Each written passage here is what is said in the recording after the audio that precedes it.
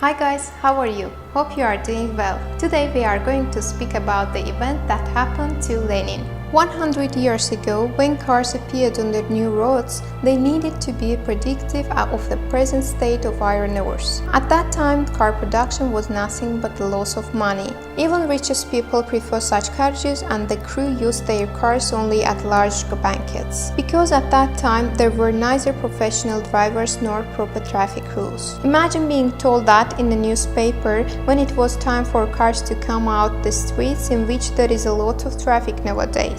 For example, at 12 o'clock, cars will pass through the street. Please be careful at that time. Yes, such an announcement today runs off our lips. But in 1907, 1908, such warnings were made in newspapers. Later on, in 1917, revolution in Europe, despite the increasing number of machines, prevented this luxury brought from Europe. The workers and the villagers needed a personal car. The car could only alleviate the lives of the selective socialists, people's commissars, torturers, or of course Lenin. Lenin's first car was the French limousine Target Mirror for a limited number of times. They stole Lenin's car in December 1917 from Smolny, the center of the direct management. No matter what a thief or a car did, the John leader was forced to take the second Frenchman, Delaney Belleville. This time the thieves do not stand still. Why do not they? At that time the machine was not at every door, so there was only a top driver's car to steal. Thus 2 years later, the French gazelle was abducted. At this time the robber called Joshua Koshelkov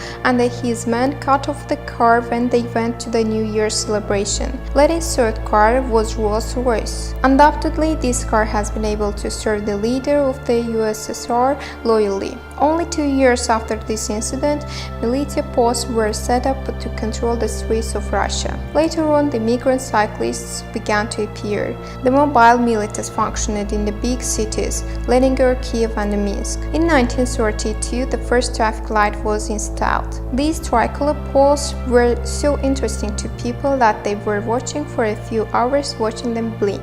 We have come to the end of another video. Do not forget to subscribe to our channel and like our videos. See you guys!